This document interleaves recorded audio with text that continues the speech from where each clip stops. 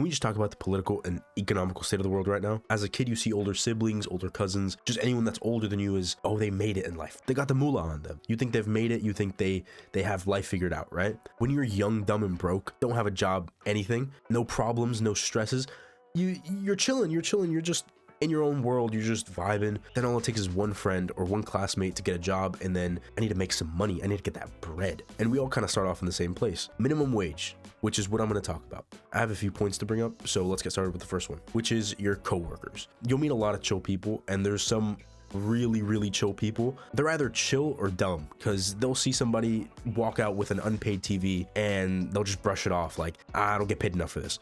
You'll meet a lot of those people that don't really care too much, and that's usually at the higher, like, Walmart, Target, all that, right? You go to your more locally owned businesses, you'll start to see more like, oh, we really care about this place because we gotta, support local business and all that. But for the most part, if you're working minimum wage, you don't really give a fuck about anything else but the pay. Now, when it comes to working with people, you'll meet, the chill person, but then you'll also meet the person that is working for the same wage as you, but they're actually trying to support a family, pay a mortgage, all that. Like, they'll have so much on their plate, and you're just over here, a dumb little kid trying to buy some new, V-Bucks, shark cards, and some like Supreme. I don't know. Meanwhile, there's people trying to support a whole family on $16 an hour. And then you'll have some dumb coworkers messing around all the time, doing some wild stuff during their shift, whether it's messing around with merchandise or just acting like the whole store is just a chill spot. They're always doing some fuck shit. Then you've got the gossip girls, or just the pack of girls that, all apply to the same places, and wherever they all get hired, that's where they're gonna work. And they basically just treat it like a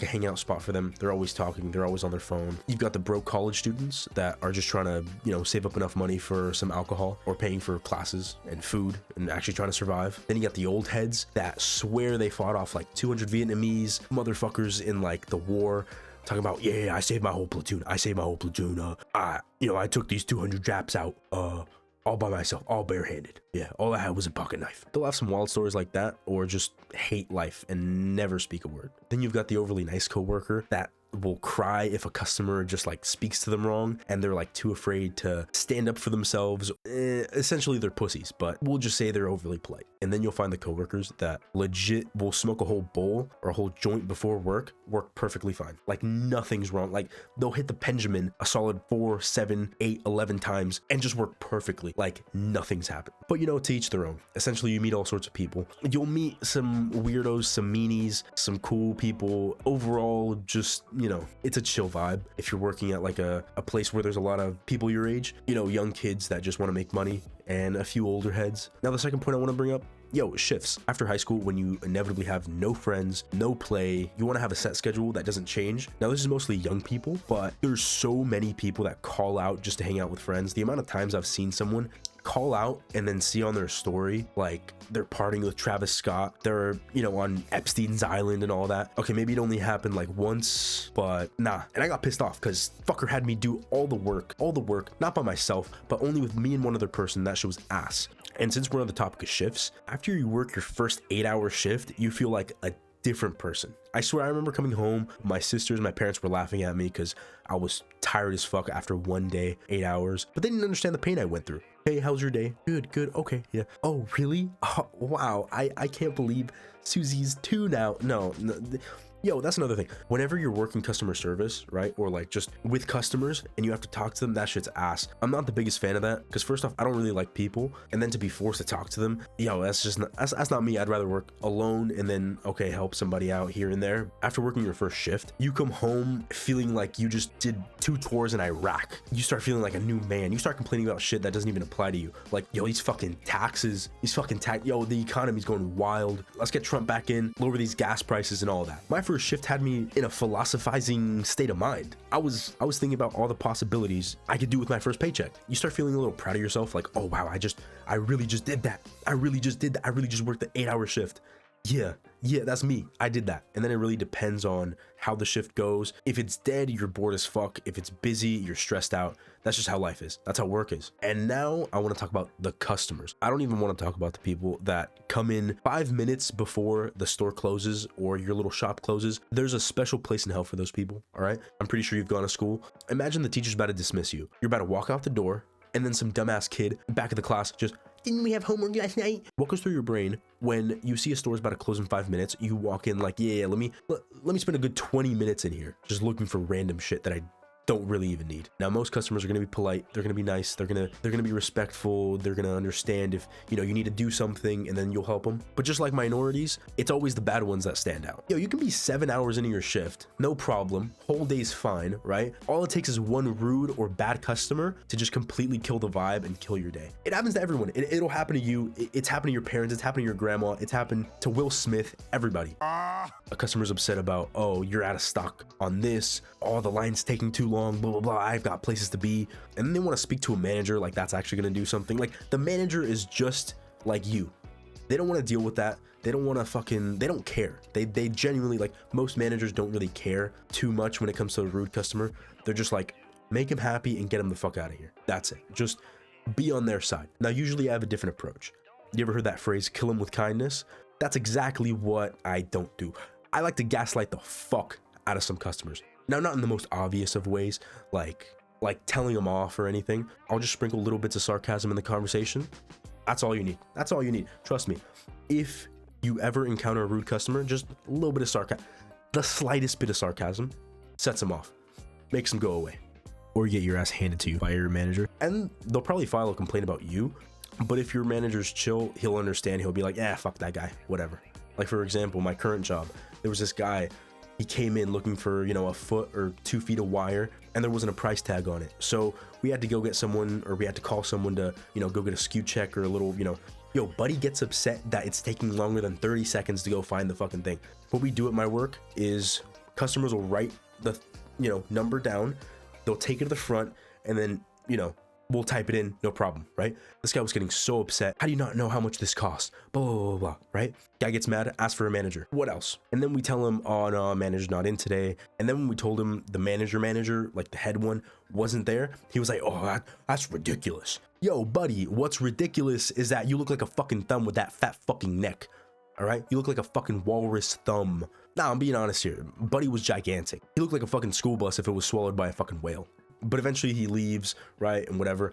And I think one of the best parts about rude customers is after they leave, you get to talk shit with your coworkers about that customer. You'll be making up all sorts of shit about the customer, like, yeah, this dude pulled out a fucking gun. He was like, let me speak to your fucking manager right now. It's a great way to bond with your coworkers, and it's also just fun to do. Now, like I said, most customers are cool, right? Most customers are polite, understanding, whatever, right? Then you've got the Karens, the Kevins, Kens, whatever, that'll kind of make your life difficult. We've all either experienced it in person or seen something online. But there's one customer to me that stands out more than the rest, and that's the silent customer. The silent customer walks in, doesn't ask for help, gets what he needs, what she needs, pulls up to the register, says maybe 2 words, leaves, pays and leaves. That's it. Chef's kiss. Mwah. Chef's fucking kiss. Because I'm not a very social person. I'm social with my friends, with my family, but random strangers, nah, I don't really care about your day. Like, sure, I'll try to make chit chat, but for the most part, I'm just gonna scan your shit. That's it. I don't care about your day, just like you don't care about mine. Salute.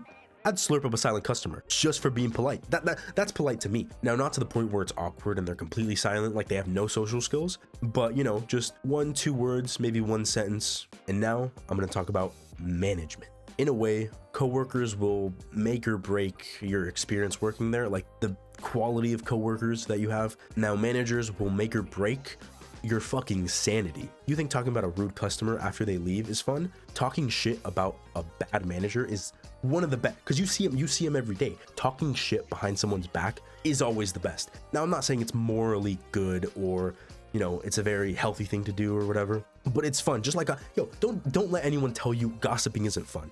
A little bit of gossip's good.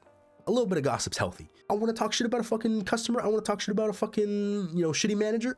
Let me do that. That's my freedom of speech. That's all I'm saying. Freedom of speech. And what I mean by shitty managers is, now this is a personal experience of mine. I saw one of my managers on their phone in front of customers, just like, checking something real quick or whatever on their phone. No joke, I pull up my phone. I'm like, ooh, okay, I got a text from so-and-so. All right, yeah, I'll respond in a bit.